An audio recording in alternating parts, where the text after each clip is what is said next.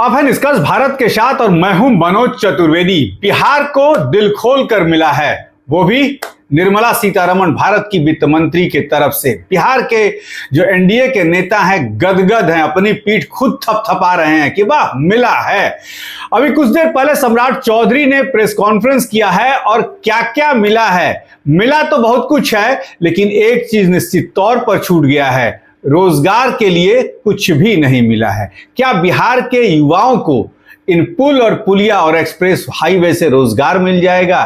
क्या उनकी तरक्की हो जाएगी? इस पर बात अपने चर्चा वाले कार्यक्रम में करेंगे। लेकिन सम्राट चौधरी ने अभी कुछ देर पहले जो है वो संवाददाता सम्मेलन किया है और संवाददाता सम्मेलन में उन्होंने पूरी आज विधानसभा में जो 3 कानून पास किए हैं उसके बारे में उन्होंने बताया। सबसे बड़ी बात उन्होंने बताया है कि लालू विनाश के लिए जाने जाते थे और सबसे बड़ी आरजेडी के युवराज गायब हैं। तेजस्वी यादव कहीं भी दिख नहीं रहे, सदन में भी नहीं दिख रहे हैं। बजट पे उन्होंने कुछ नहीं बोला है। कहां है तेजस्वी यादव ये भी पता नहीं चल रहा है।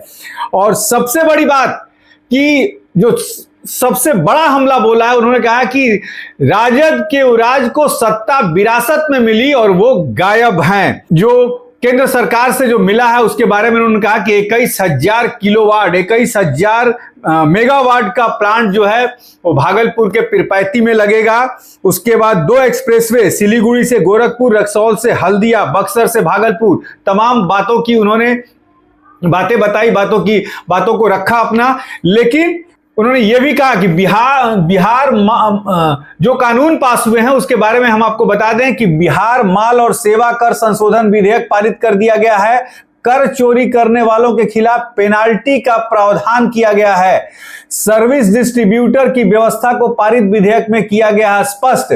और युवाओं के भविष्य के साथ खिलवाड़ करने वालों को दी जाएगी कठोर सजा। यानी पेपर लीक के जो मामले हैं उसके लिए एक विधेयक पारित कर दिया गया है। उसमें 10 साल से लेके और 1 करोड़ रुपया जो है 10 साल की सजा और 1 करोड़ रुपया जुर्माना है। अब इससे कितना रुकेगा ये तो वक्त बताएगा, लेकिन सम्राट चौधरी को हम सुनवा दें आपको।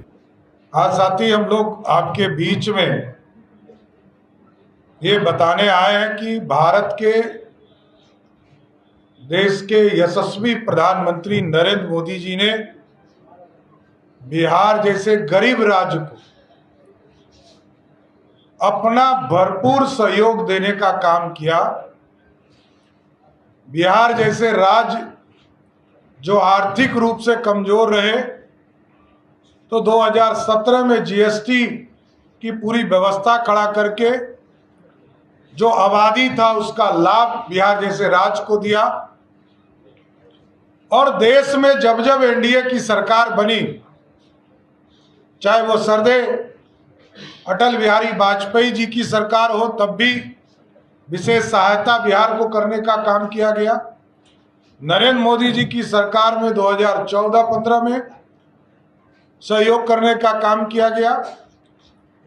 और कल ही आदरणीय वित्त मंत्री आदरणीय श्रीमती निर्मला सीतारमण जी ने देश में जब बजट पेश किया तो बिहार जैसे आर्थिक रूप से गरीब राज्य को, जहां बाढ़ की हम चिंता करते थे, इस बिहार को 11,500 करोड़ रुपया सिर्फ बाढ़ से सुरक्षा देने का प्रदान किया। इसके साथ साथ पहले से 2 हमारे एक्सप्रेसवे सिलीगुड़ी से गोरखपुर तक का और रक्सौल से हल्दिया 2 एक्सप्रेसवे हमारे स्वीकृत थे। कल ही देश के यशस्वी प्रधानमंत्री जी के नेतृत्व में 3 और एक्सप्रेसवे बिहार जैसे राज्य को मिला। बक्सर से लेकर भागलपुर जो बिहार के बॉर्डर तक पिरपैती के इलाके तक होगा, उसको एक्सप्रेसवे बनाने का काम किया जाएगा। और इसमें पूरी व्यवस्था की चिंता की जा रही है। ये सिर्फ एक्सप्रेसवे नहीं होगा, ये बिहार के लिए मील का पत्थर साबित होगा। गंगा में चाहे वो सोन का पानी हो, चाहे वो पुनपुन का पानी हो, क्यूल नदी का पानी हो, बड़ुआ नदी का पानी हो, चाहे वो चानन का पानी हो, सबको स्टोरेज करने की भी व्यवस्था इस एक्सप्रेसवे के माध्यम से होगा। प्लांटेशन का पूरा एक कॉरिडोर बनेगा। उसी तरह